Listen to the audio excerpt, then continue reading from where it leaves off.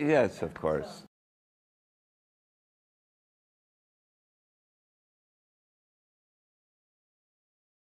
Well, literally speaking, paleohistology is the study of tissues, of animals and plants, of life, or at least evidence of past life from fossils. So, but of course, for most of the people in the program of the meeting that we're attending on paleohistology, these are people who are interested in animal life.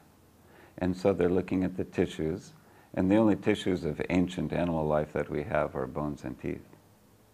So it's a way of looking into the past. Can also define themselves as time travelers, traveling back through time, looking at the bones and teeth from the point of view of history, and understanding how to reconstruct the history and bring it to the present.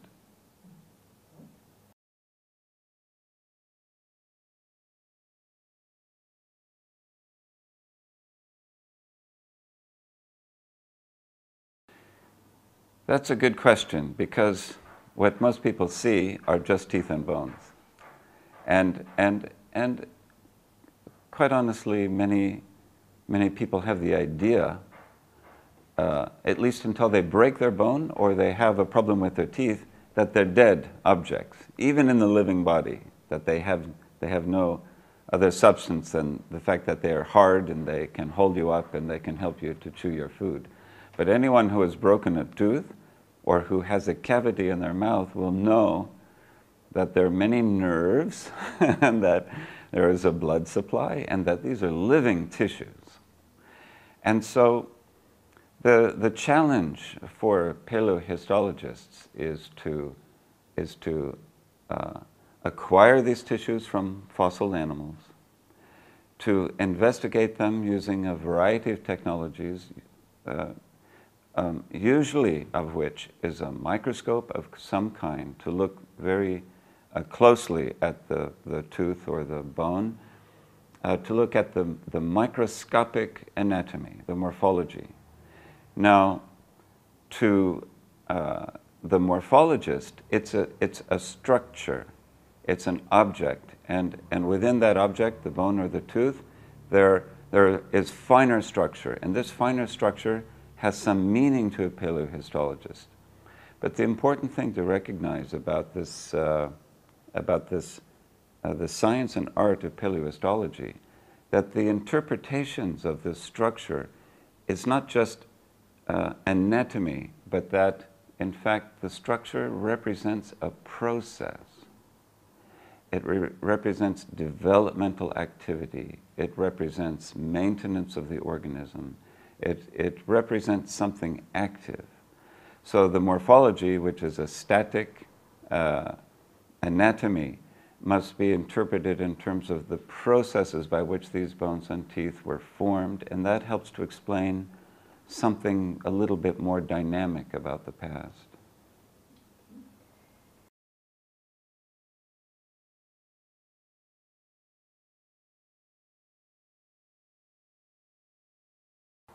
Well, we're learning more about what it means to be human, in the sense that to understand ourselves, it's sometimes quite useful to look at the behavior of your ancestor, to know why you have the adaptations you do, why you have the structure you have, why you have the ideas in your head about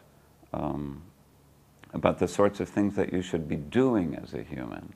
These are all interesting questions, and you wonder, well, how can such questions be addressed using paleohistology, which is a real challenge. But I'll give you, for instance, one example. By looking at the developmental processes responsible for the growing bones and teeth of early humans, we are learning that there are aspects about human physiology that have never before been understood. One would think that there are plenty of humans around today, human biologists working on living humans, that they would understand their physiology, how they grow, how they develop. But in fact, there are a number of things that have been missed. And one of the reasons they've been missed is because I would say that in paleohistology you have to be exceptionally creative in order to get from the bones and teeth some little bit of information that tells you about the life of these early people. And that creativity sometimes leads to discoveries in morphology and in the examination of process, how bones and teeth were formed, that teaches us something about human biology we didn't know even from modern humans.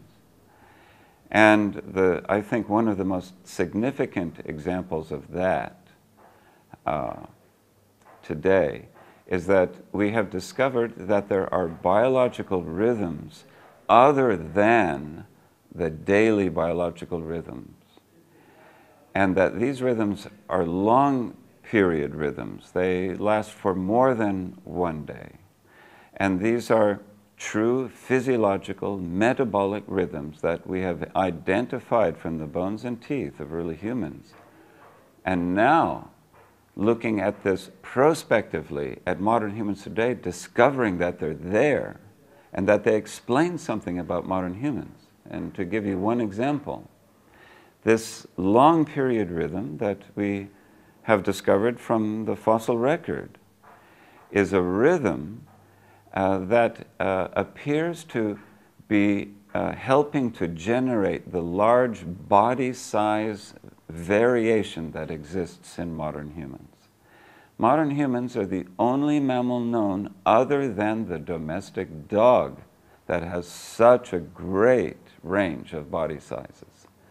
How does a species manifest all that variation? There has not really been an answer to that question.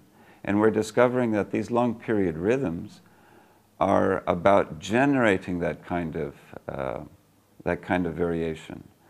So for someone who is quite small, a petite woman, say, her long period rhythm may be 9 or 10 days, whereas for a large, robust man, it might be 6 or 7 days.